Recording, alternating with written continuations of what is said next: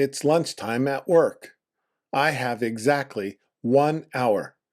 I close my laptop and push back from the desk. A real break, I tell myself. Just an hour to decompress. I pick up my phone. I'll just check a few things.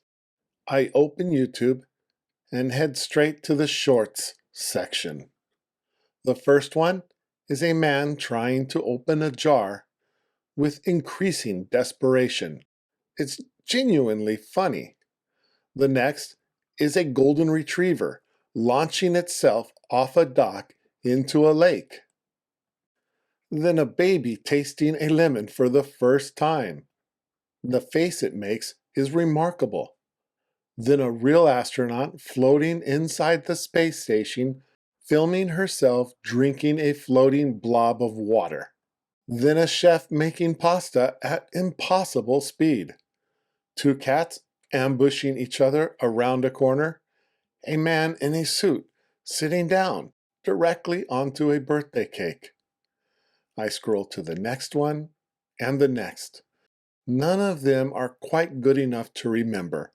None of them are bad enough to stop watching.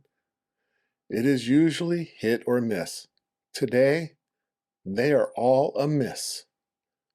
This is doomscrolling.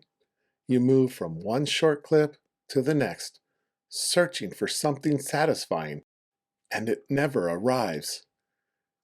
And after enough of it, brain rot sets in. That slow, foggy feeling when your brain has taken in a lot and absorbed almost nothing.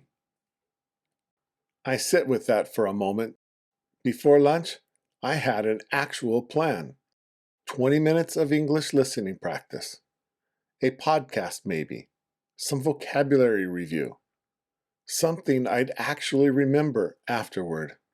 I check the time. 40 minutes are gone. I put the phone face down on the desk. I don't feel rested. I don't feel ready to work again.